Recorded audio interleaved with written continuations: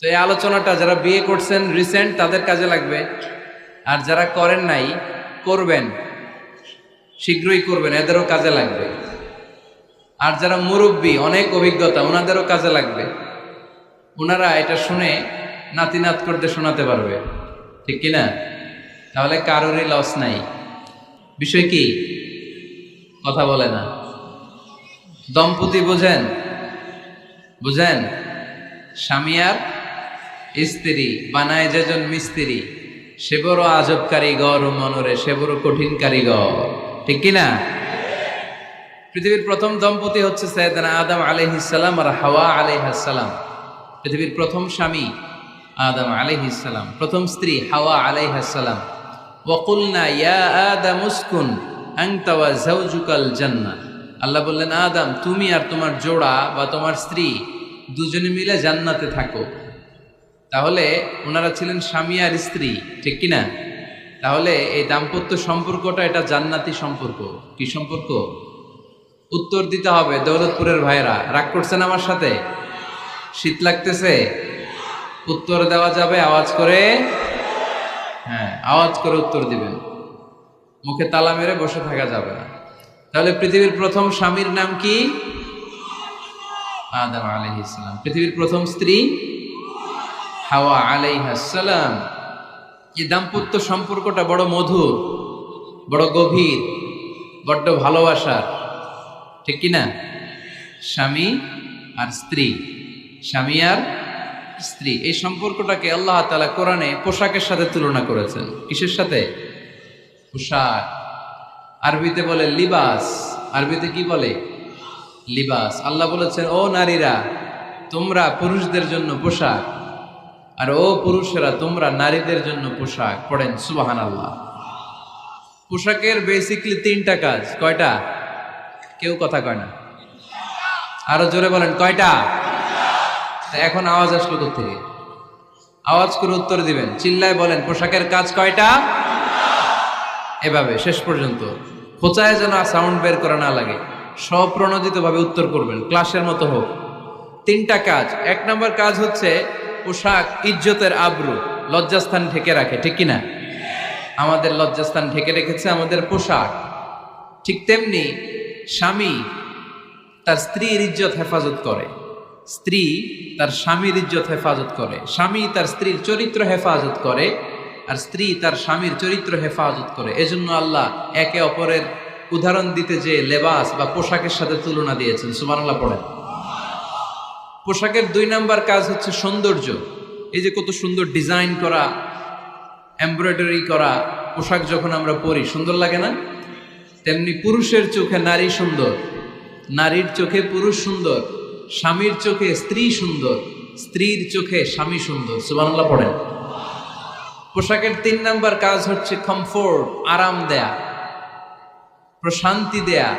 শীতকালে এই যে আমরা ব্লেজার পরেছি, জ্যাকেট পরেছি, অনেকে চাদর গায়ে দিয়েছেন, কেউ মাথায় রুমাল দিয়েছেন, কেউ গলায় মাফলার দিয়েছেন, একটা উষ্ণ উষ্ণ আরাম আছে না নাই?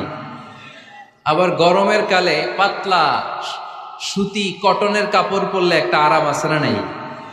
তাহলে পোশাক পরলে যেমনি আমাদের দেহ প্রশান্ত হয়, আরাম পাওয়া যায়, তেমনি স্বামী স্ত্রীর স্পর্শ পেলে সে আরাম পায়, তার হৃদয়টা প্রশান্ত করে দেয় কে? আবার স্ত্রী স্বামীর সঙ্গ পেলে তার মধ্যে প্রশান্তি এনে দেয় কে? এজন্য রব্বুল আলামিন বলেন, হুন্না লিবাসুল লাকুম ওয়া আনতুম লিবাসুল লাহুন্না।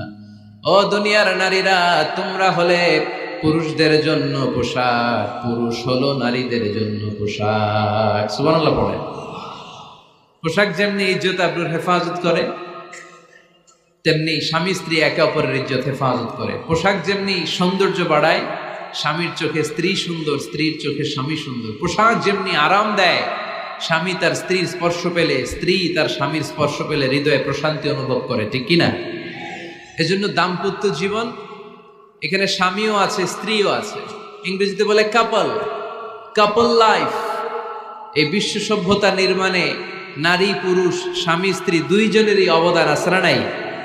এজন্য সুনানে তিরমিজির বর্ণনায় আল্লাহর হাবিব সাল্লাল্লাহু আলাইহি ওয়াসাল্লাম বললেন, আন-নিসাউ শাকাইকুর রিজাল নারীরা হচ্ছে পুরুষের কাউন্টার পার্ট, নারীরা হচ্ছে পুরুষের পার্টনার, সহকর্মী, সহযোগী। এই বিশ্ব সভ্যতা নির্মাণে শুধু পুরুষদেরই অবদান নাই, নারীদের অবদান আছে না নাই? এজন্য কাজী নজরুল ইসলাম অসাধারণ লিখেছে, এ বিশ্বে যা কিছু মহান চিরকল্যাণকর, অর্ধেক তার করিয়াছে নারী, অর্ধেক তার নর। তার মানে নর নারী, স্বামী স্ত্রী দুইজনেরই অবদান এই মানব সভ্যতায় আছে না নাই? এই সম্পর্কটাকে আল্লাহ লেবাসের সাথে তুলনা করলেন, মেটাফরিক্যালি, রূপক ভাবে আল্লাহ পোশাকের সাথে তুলনা করলেন। পোশাক যেমনি গায়ের সাথে লেগে থাকে, পোশাক যেমনি চামড়ার সাথে মিশে থাকে, স্বামী স্ত্রীর সম্পর্কটাও এরকম একাকার, মিলেমিশে, ভালোবেসে একাকার। স্বামী স্ত্রীর রিলেশনশিপ সম্পর্কটা অনেকটা হাত আর চোখের মতো। হাত ব্যথা পেলে চোখ দিয়ে পানি ঝরে, আবার চোখ দিয়ে পানি ঝরলে হাত সেই পানি মুছে দেয়, ঠিক কিনা? তাহলে সম্পর্কটা কেমন যেন হাত আর চোখের মতো। হাত কেটে গেলে পানি পড়ে কোন দিক দিয়ে? চোখ দিয়ে পানি ঝরে, আবার চোখ দিয়ে পানি ঝরলে চোখের পানি মোছার জন্য হাতের দরকার আছে না নাই? তাহলে একেবারে মিলেমিশে একাকার সুখী দাম্পত্য জীবন, স্বামী স্ত্রী এই জান্নাতি সম্পর্কটাকে কিভাবে উপভোগ করবে, কিভাবে একে অপরের সাথে ডিলিংস করবে, আচরণ করবে, এ ব্যাপারে কোরআন এবং সুন্নায় আমাদের জন্য গাইডলাইন দেয়া আছে না নাই? আমরা গাইডলাইন নিব কোরআন থেকে। কোত্থেকে? কোরআন থেকে আর সুন্নাহ থেকে। কারণ এই কোরআন আর সুন্নাহ আমাদেরকে সঠিক জীবন দর্শন শিখায়, কিভাবে এই পৃথিবীতে চললে পৃথিবীতেও সুখ, আবার আখেরাতেও সুখ, এর সব দিক নির্দেশনা কোরআনে আছে না নাই? তাহলে এই যে স্বামী স্ত্রীর দাম্পত্য জীবন, এক্ষেত্রে প্রত্যেককে আল্লাহ তাআলা কিছু দায়িত্ব দিয়েছে।